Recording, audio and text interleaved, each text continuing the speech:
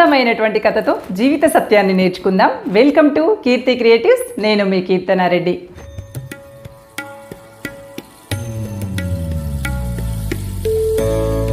ఒక సింహం గొర్రెల మంద ఉన్నటువంటి ప్రాంతానికి పరిగెత్తుకుంటూ వచ్చిందట. అక్కడికి రాగానే పురిటి నొప్పులు ఎక్కువైపోయి ఒక సింహం పిల్లకి జన్మనిచ్చి అక్కడే మరణించిందట. అప్పుడే పుట్టినటువంటి సింహం పిల్ల పూర్తిగా కళ్ళు కూడా తెరుచుకోకుండానే నెమ్మదిగా కదులుతూ ఆ గొర్రెల మందలో కలిసిపోయిందట. కళ్ళు తెరిచిన తర్వాత తాను కూడా గొర్రె పిల్లనే అనుకుంటూ అన్ని గొర్రెల మాదిరిగానే అది కూడా గడ్డి తింటూ పెరుగుతూ ఉండేదట. కానీ ఎంత ప్రయత్నించినప్పటికీ కూడా గొర్రె పిల్లల్లాగా తినలేకపోయేదట, గొర్రె పిల్లల్లాగా అరవలేకపోయేదట. అది తనలో లోపం అని చెప్పి చాలా కుంగిపోతూ ఉండేదట. నేనెందుకు గొర్రె పిల్లల్లాగా గడ్డి తినలేకపోతున్నాను, నేనెందుకు గొర్రె పిల్లల్లాగా అరవలేకపోతున్నాను, నా వల్ల ఎందుకు అవ్వలేకపోతుంది, నా గొంతులో ఏదో తేడా ఉంది, నేనెందుకు మిగతా గొర్రె పిల్లల్లాగా ఉండలేకపోతున్నాను అని చెప్పి విపరీతంగా మదన పడుతూ ఉండేదట. దీనికి తోడు చుట్టూ ఉన్నటువంటి గొర్రె పిల్లలన్నీ కూడా దీన్ని వెక్కిరిస్తూ ఉండేవట, మాలాగా అరవలేకపోతున్నావు అని చెప్పి. పాపం ఈ సింహం పిల్ల చాలా మదన పడుతూ ఉండేదట. దాంతో సింహం ఎప్పుడు విచారంగా ఉండేదట, మిగతా గొర్రె పిల్లలన్నీ కూడా చాలా సంతోషంగా ఉండేవట. ఇలా గడుస్తూ ఉండగా ఒకరోజు ఒక సింహం ఈ గొర్రెల మంద పైన దాడి చేసిందట. సింహాన్ని చూసినటువంటి గొర్రెల గుంపు, గొర్రెలు, గొర్రె పిల్లలు అన్నీ పరిగెత్తుతూ ఉన్నాయట. వాటితో పాటుగా ఈ సింహం పిల్ల కూడా పరిగెత్తుతూ ఉందట. దాన్ని గుర్తించినటువంటి సింహం, అదేంటి సింహం పిల్ల ఇలా పరిగెడుతుందే అని చెప్పి దాన్ని వెంబడించి ఆశ్చర్యానికి గురి అయిపోయిందట. ఎలాగైనా ఈ సింహం పిల్ల కథ ఏంటో తెలుసుకోవాలి అని చెప్పి దాన్ని వెంబడించి పరిగెత్తుకొని వెళ్ళి సింహం పిల్ల దగ్గరికి చేరుకుందట. నన్ను చంపకు, నన్ను చంపకు, నేను చిన్న గొర్రె పిల్లని, నన్ను చంపకు అంటూ పిల్ల సింహం పెద్ద సింహాన్ని వేడుకుందట. పెద్ద సింహం ఆశ్చర్యపోయిందట, ఇదేంటి సింహం పిల్ల గొర్రె పిల్లను అని చెప్పి వేడుకుంటుందే అని చెప్పి పెద్ద సింహం ఆశ్చర్యపోయిందట. నువ్వు గొర్రె పిల్లవి కాదు, సింహం పిల్లవి అని చెప్పి పెద్ద సింహం సింహం పిల్లతో చెప్పిందట. నాలాగా పరిగెత్తగలవు, అలాగా వేటాడగలవు అని చెప్పే ప్రయత్నం చేసిందట. కానీ సింహం పిల్ల ఎంతకీ ఒప్పుకోవట్లేదట. లేదు లేదు, నేను చిన్న గొర్రె పిల్లని, నాకు సరిగ్గా అరవటం రావట్లేదు, నన్నేం చెయ్యకు, నన్ను చంపకు అని చెప్పి వేడుకుంటూనే ఉందట. అప్పుడు పెద్ద సింహం గొర్రె పిల్లని తన వెంట పెట్టుకొని వెళ్తూ ఈ విధంగా చెప్తూ ఉందట, నువ్వు నాలాగా సింహానివి, చాలా బలమైనటువంటి దానివి అని నచ్చజెప్పి ఒక చెరువు దగ్గరికి తీసుకొని వెళ్ళిందట. నీళ్లలో తన రూపాన్ని తనకి చూపించిందట. అది చూసుకున్న సింహం పిల్ల తానెవరో తెలుసుకొని తానే ఆశ్చర్యపోయిందట. నేను వేటాడగలనా, నేను ఇంతలా పరిగెత్తగలనా, నేను ఇంత బలమైన దానినా, నాకు ఇన్నాళ్ళు తెలియలేదే, నేను గొర్రెపిల్లనే అనుకున్నానే, గొర్రెపిల్లల్లాగా అరవలేకపోయానే అని బాధపడ్డానే, మదన పడ్డానే, గడ్డి తినలేకపోతున్నానే అని చెప్పి నాలో నేను కుమిలిపోయానే, అయ్యో నేను సింహం పిల్లనా అని చెప్పి ఆశ్చర్యంగా పెద్ద సింహం వైపు చూసిందట. కృతజ్ఞత భావంతో పెద్ద సింహం దగ్గరగా వెళ్ళి ధైర్యంగా కూర్చుందట. గొర్రెలా భ్రమపడుతున్నటువంటి సింహం పిల్ల కథ. మరి మనం ఈ కథ నుండి ఏం నేర్చుకోవాలి? ఈ సింహం పిల్లలాగే మనలో చాలా మంది తమలో ఉన్నటువంటి శక్తి తాము గుర్తుపట్టుకోలేక వాళ్ళు పెరిగినటువంటి వాతావరణం వల్లనో, వాళ్ళ చుట్టూ ఉన్నటువంటి స్నేహితుల వల్లనో వాళ్ళు కూడా అంతటి వాళ్ళలాగానే భావిస్తారు. వాళ్ళ లోపల ఉన్నటువంటి నిజమైనటువంటి తెలివితేటల్ని బహిర్గతపరచుకోరు. పైగా తమలో ఉన్నటువంటి తెలివితేటల్ని గుర్తించుకోకుండానే మిగతా వాళ్ళు, అంటే తమకన్నటువంటి తక్కువ జ్ఞానం ఉన్నటువంటి వాళ్ళతో పోల్చుకొని నేను అలా ఉండలేకపోతున్నానే, నేను ఇలా ఉండలేకపోతున్నానే, వాళ్ళెందుకు అలా చేయగలుగుతున్నారు, వీళ్ళెందుకు ఇలా చేయగలుగుతున్నారు, వాళ్ళకెందుకు అంతమంది స్నేహితులు ఉన్నారు, నాకెందుకు అలా స్నేహితులు లేరు అనుకుంటూ రకరకాలుగా ఆలోచిస్తూ మానసికంగా వ్యధకి గురి అవుతూ ఉంటారు.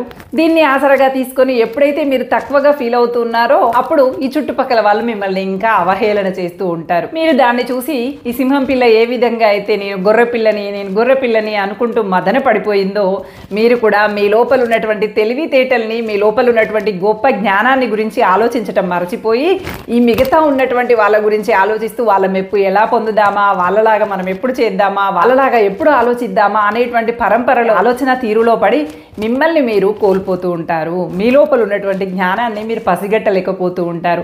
ఇలా తనేంటో తనకి చూపించటం కోసం పెద్ద సింహం అయితే వచ్చింది. కానీ మరి మన జీవితంలో అలాంటి గురువులు రావచ్చు, రాకపోవచ్చు. ఒకవేళ మన జ్ఞానాన్ని గుర్తించేటువంటి గురువులే కనుక వచ్చారు అనుకోండి, మన జీవితం నిజంగానే అద్భుతంగా మారిపోతుంది. ఒకవేళ ఎవ్వరూ తారసపడలేదు అంటే సింహం పిల్ల సైతం గొర్రె పిల్లలాగా ఉండిపోవాల్సిందే కదా. అలాగే నీ లోపల ఉన్నటువంటి జ్ఞానం కూడా నీకన్నా తక్కువగా ఆలోచించేటువంటి వ్యక్తులతో పాటు ఉండిపోవాల్సిందే కదా. అందుకోసమని కాస్త ఆలోచించు, నిన్ను నువ్వే పదును పెట్టుకో. నీ లోపల ఉన్నటువంటి జ్ఞానం ఏంటి, ఏంటో, నువ్వు ఏ స్థాయికి ఎదగగలవో, నీ లోపల ఉన్నటువంటి తెలివితేటలు ఏంటో నిన్ను నీవే అద్దంలో చూసుకొని నీవెవరో నువ్వు గుర్తెరిగి ప్రవర్తించు.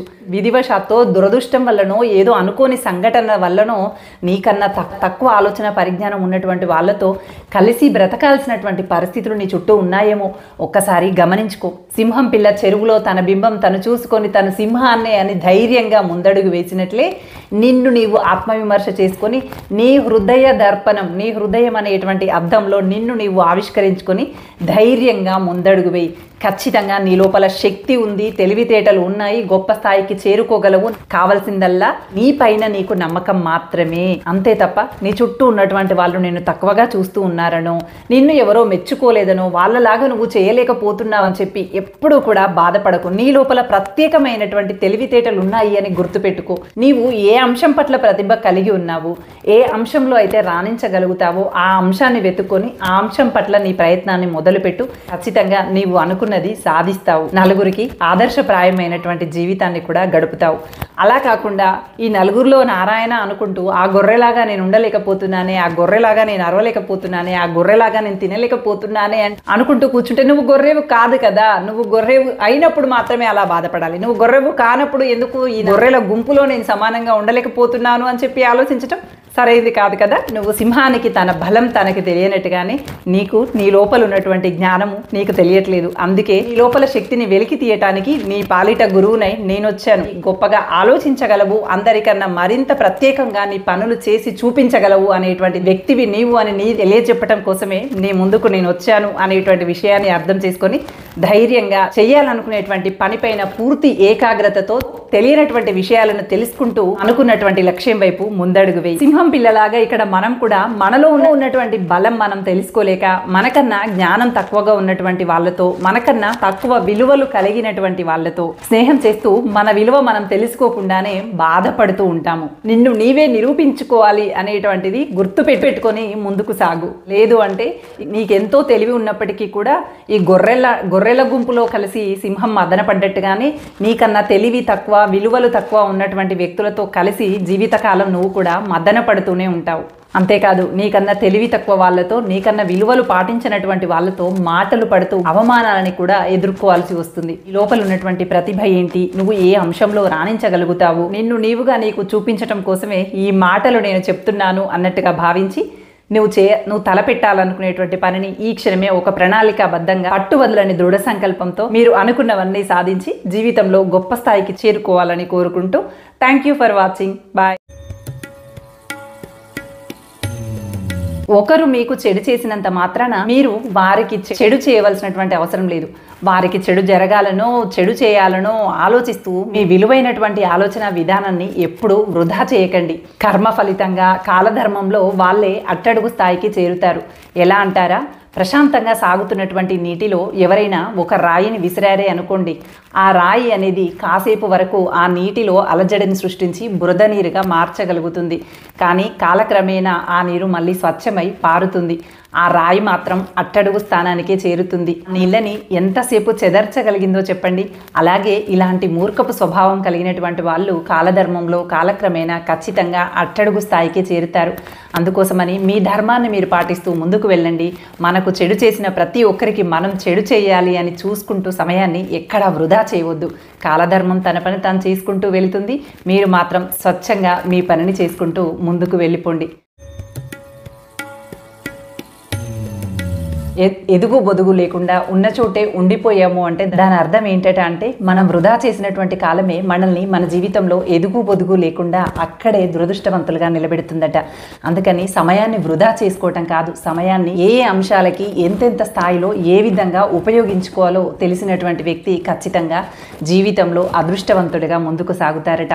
సమయం విలువ తెలియనటువంటి వ్యక్తి దురదృష్టవంతులుగా ఉన్న చోటనే ఉండిపోవటం కానీ అంతకన్నా తక్కువ స్థాయికి పడిపోవటం కానీ జరగొచ్చట.